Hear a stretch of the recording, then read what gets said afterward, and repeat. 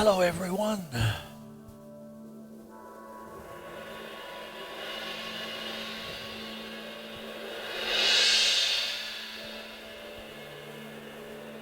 Welcome to Melbourne Musos Live. My name's Quinlan. On what is a very sad day around the world. So I'm playing this with all due respect.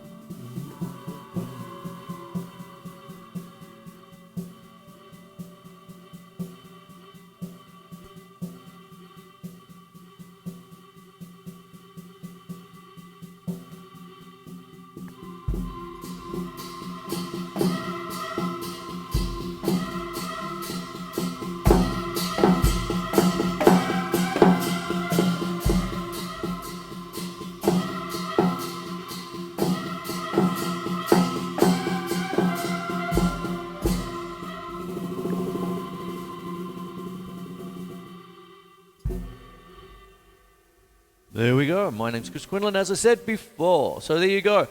Tonight's show, with everything that's going on, is I thought I'd play and talk to you about when to play, when not to play. And what that is about is some of the things that we hold dear. I mean, when we're talking about drums, we're usually fast bastards, you know, that kind of thing. How fast, you know, that kind of thing. And everything that goes with that. But there's some times when you really do, make sure I've got the wrong implements out, you really do have to play fast for a very slow song. I was saying this last night to one of my students. I said, you know, I was talking about notes and how they go, like whole note, you know, talking American sort of thing, semi-brief, whole note, 4 beats, half note, 2, quarter note, 1, eighth note, 8, keep on going. Can you really have a 256 note? Yes, you can. You know, that kind of thing, you know. So, you can have it. 1,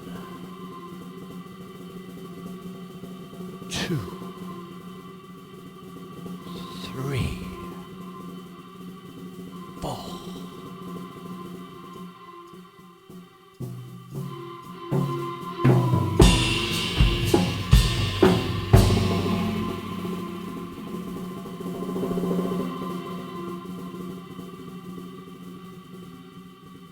Things like that, you're playing, you know, you've got to do a lot of work with your double stroke rolls, and then all of a sudden you're playing a dead slow song, you know, or a piece. I've often mentioned Dvorak's New World Symphony as a piece where like 64 bars of rest, and it was like slow like this, and then you come in and it's just a long roll and whatever. So how do we, you know, so what do we go is, you know, when to play, when not to play. And now I'm talking about, you know, fast notes, slow notes, fast, you see. So what happens is, you know, all rise for the national anthem. Sounds like I'm playing incredibly fast. I had to do that once. I'll turn the ladies off for a second. I had to do that for the VFA Grand Final with the City of Essendon Brass Band when they did back in about 1990, and they were playing the Grand Final at Windy Hill. I don't know why, but that's where we ended up. And we were all out there, And dear Ron Ruth went, boom, all rise for the national anthem. He pointed straight at me and I went,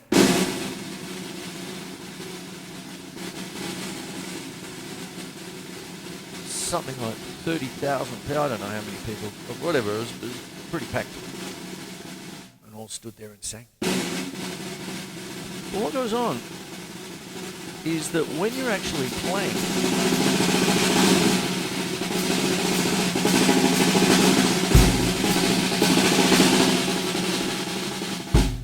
what happens is that sometimes you're playing very quickly for something that doesn't even have a tempo, like that.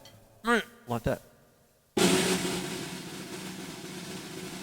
One of the things about a press roll, when you have a multiple bounce, it works a little bit opposite than, say, trying to play as fast as you go, or anything like that. What happens is that you're playing.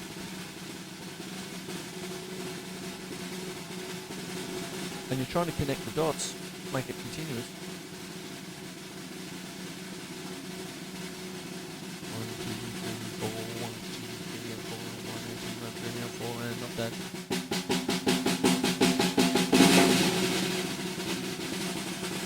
That kind of thing there. Now, many people, regular watchers of the show, will know, I've got to do it here, I'll put it up later on, of course, know that I have a bit of an infatuation with Dame Evelyn Glennie. Wonderful percussionist, profoundly deaf, and she's a dame, knighted.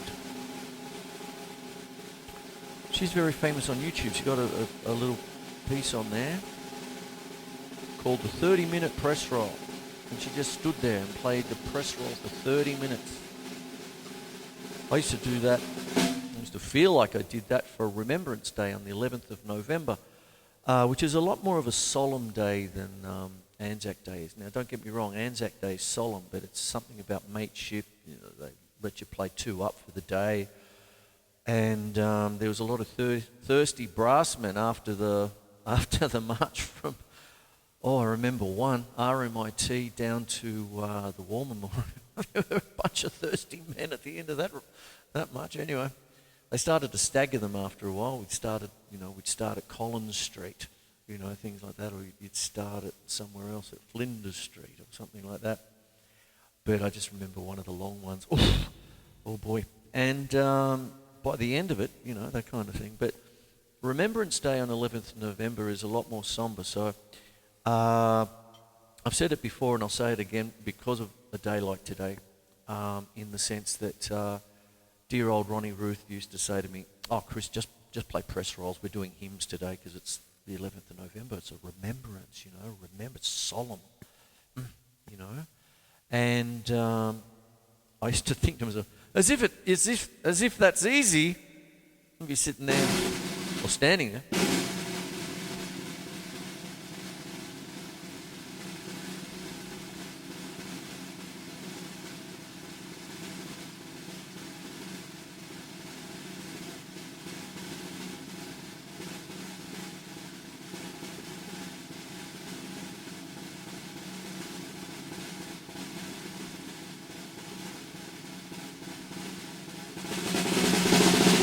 That was great TV, wasn't it?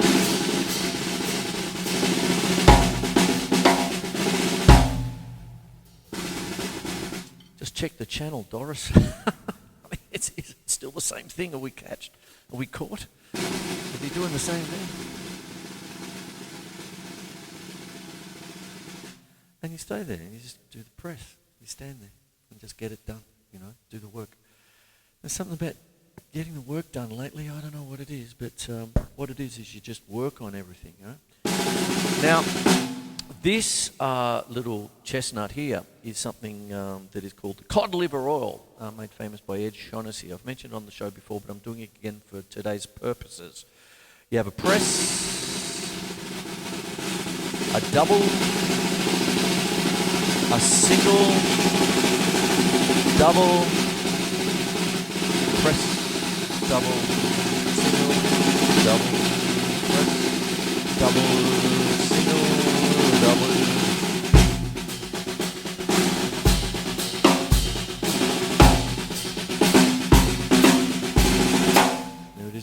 you see. Now, when I start talking about things like this, and I'll go back to the mallets again, what often happens is, you're going to be asked to play something, and you've got to be there's a bit of finesse involved, you see. So when I'm talking about, say, things like a single stroke roll, that doesn't have a tempo per se. It's like a flat thing. If I'm going to put a tempo to it, I'll pop a little accent on it. So you can hear it now.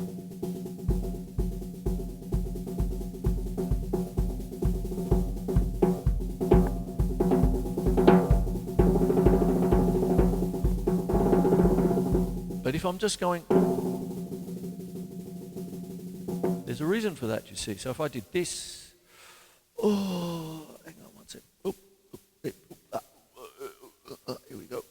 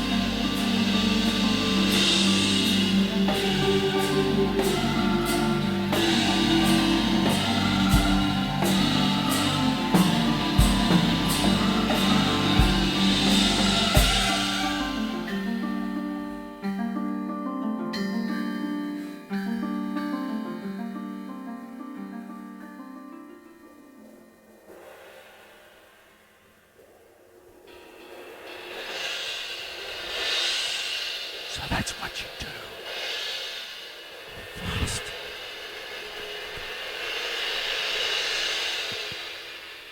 Bit inside something very slow, that kind of thing. So you hear that.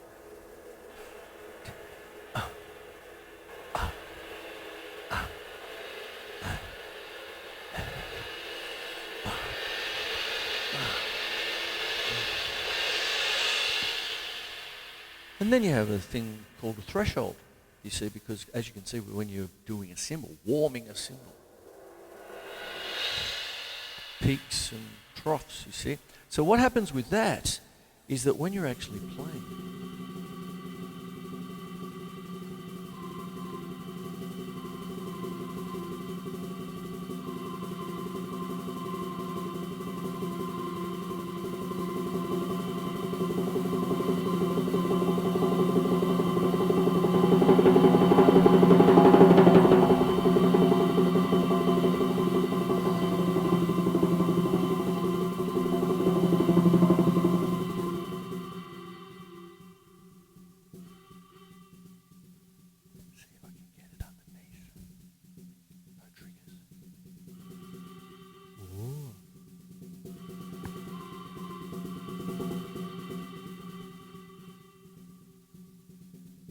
got lot to do with the touch, you see. So when you're actually dealing with things like that, what starts to happen is that you have your threshold. Now, especially with electronic drum kits, you've got some cymbals that if you play them a little bit, cymbal pads, I should say, if you play them a little bit harder, it goes to the bell sound and things. Now, I like my continuity in the show, and I talked about this about 3 weeks ago. But what it is in this particular circumstance when I'm actually preparing a kind of a piece for you, and, I do it live I just do everything live now. So what happens is when you're dealing, hello girls, what happens is that when you're dealing with, say, a threshold, you've got your 1 to 10. And then what happens is when you're actually playing an electronic drum kit, this is triggered, so it's a hybrid.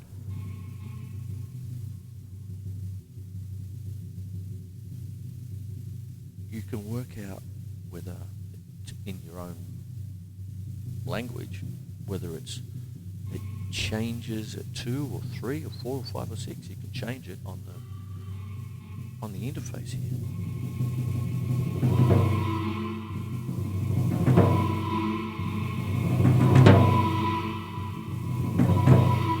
Now, this is the crescendos, you see. Use crescendo marks on that. Nothing.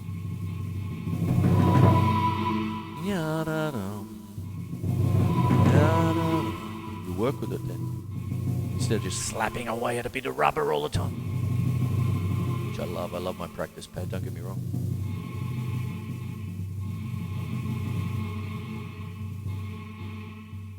Now, one of the things I work with here, when you are dealing with triggers and you're working with thresholds and all sorts of things, what happens is, like, if I'm going to play the bass drum,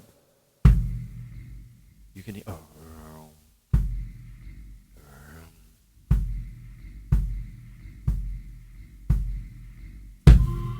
if I play it harder, can you hear it triggers one or the other? So.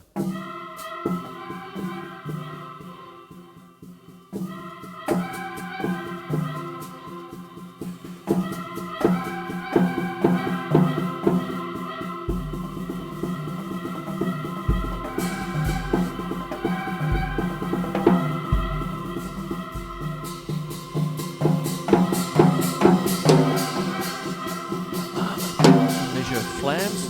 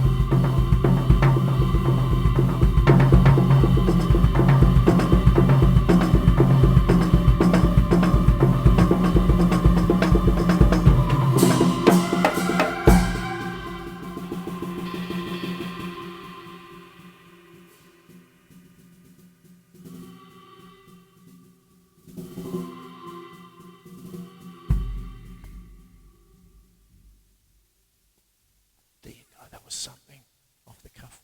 And there you have it. So when I'm talking about things like this, we're talking about a whole world of things that you can do, okay? And there's, when you're actually playing, there's time, there's a time and a place. And what happens is, when I talk about fast notes, slow notes, fast, one of the things I haven't done yet is played slow notes fast. Now, if I just sort of go a single stroke, oh, I thought I turned you off. Oh, my. Okay, there you go. Now, that's just a straight up single stroke roll that you hear everyone play, that kind of thing. But when you actually put it right hand to a hi-hat and just play a bass drum with the right hand like.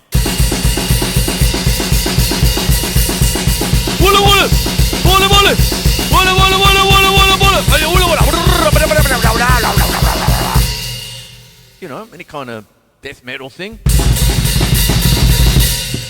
There you go. But what happens, you're only doing this. Look how fast I am! Don't get me wrong. I got plenty of heavy metal in the other room. But what I'm talking about is when you pick your moment, you see, because sometimes you're going to get called on to play. It comes at you in such a simple way and in a reverent way too, because of the aforementioned Remembrance Day. I mean, when Bandmaster Ron Ruth of the City of Essendon Brass Band, when I was with them, just say, just press rolls, Chris, we're doing hymns today. You don't say, Ron, I can't do like that. You don't do that. They're hymns. It's Remembrance Day. You take a moment to reflect. And then you work for the job. You work to the job. You do the work. And then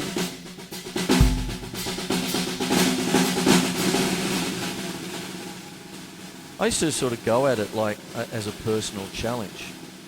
Like I could have done.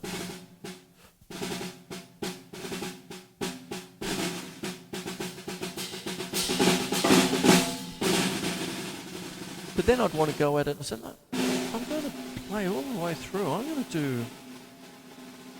I'm going to hold that press roll for the whole damn tune and keep it P. Extra light. Now, do you all know your dynamics? What happens is, the Dame Evelyn stick is, the ribbon is at 5. And so what that is M, moderato. So what you have is you've got 3 main volumes, like we all have, soft, medium, loud. And if you want to think of it, soft is 3, medium is 5, loud is 7. And then what happens is that if you add, soft is piano, so P for soft. So if you have a PP and you add the extra P means very. So PP would be 2, and PPP would be very, very soft, you see. And then you can have a 3P, even Sibelius, the program, has 4 Ps, so it's like half. You hardly touch it like that. And then the reverse effect for forte, which is loud, forte, F. So if you have a double F, it's very loud. Triple F is very, very loud. Then you can have an SFS, which is Sforzando. And that's my joke usually. I've said it before, but may the Schwartz be with you. And what happens, that's like 10. That's like bang, one big one. That'd be a Sforzando in a Stravinsky ballet. Oh, there is one in La Sacre du Printemps. 11 of them. 1.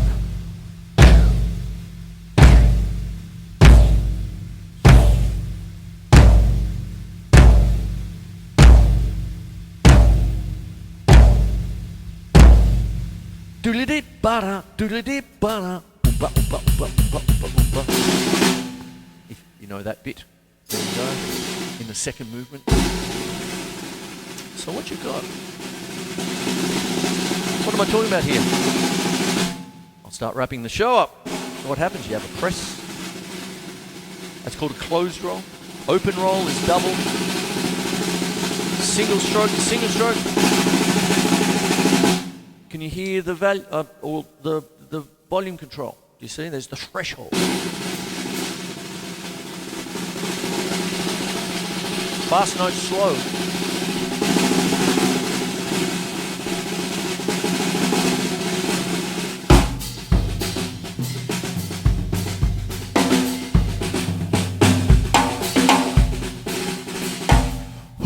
Right, I'll start wrapping the show up there. So what I'm doing here is, Doing a real quick one tonight, and because everybody's head's in a different place today. I think you know what I'm talking about. That's a pretty big day. And so